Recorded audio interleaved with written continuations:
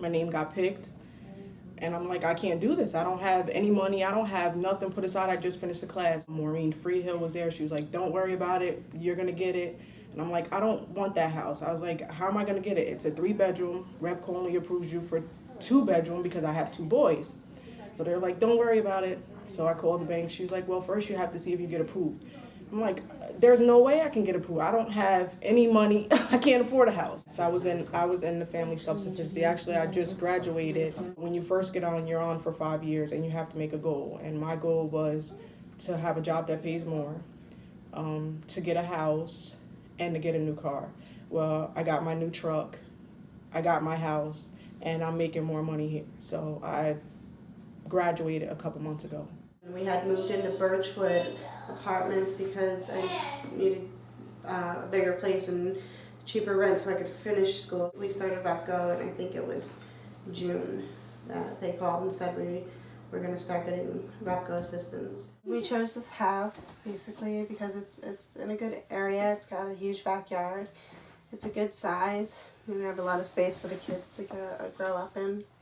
I hadn't known anything about any kind of home ownership program. I happened to see a little ad in, I think it was the Catskill Shopper, mentioning something about a home ownership program, and I thought, oh, that's interesting. And then later that week, I happened to mention RUPCO and this ad to someone else who said, oh yeah, I saw something about that. And so I decided to investigate and make a phone call.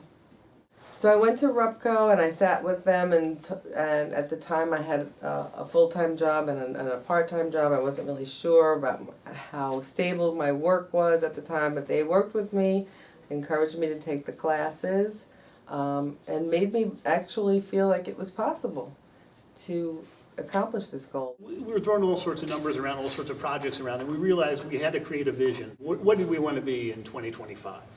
And what do we need to get there?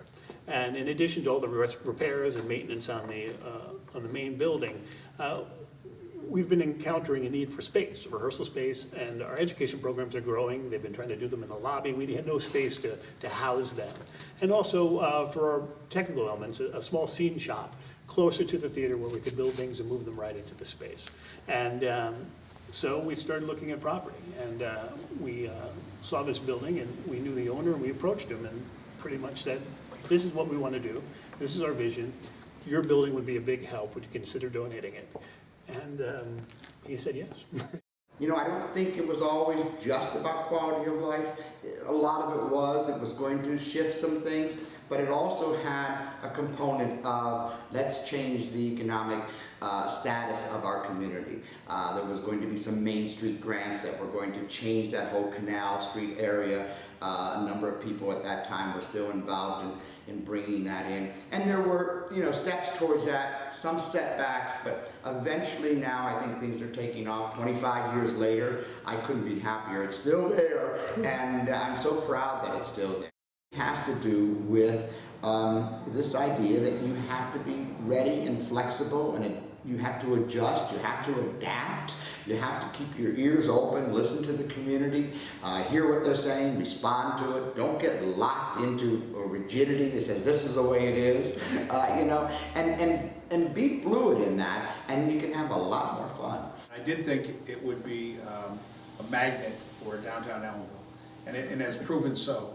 And the more I got involved, the more I got to meet people like Brendan, Ron Marquette, Bill Lelbeck. We've had great artistic directors. We've had a great board over the years. And it's just thrilling to see the theater grow from its infancy to now its 27th year, 25 years, and not-for-profit. And we're very pleased with the growth, and looking forward to future growth.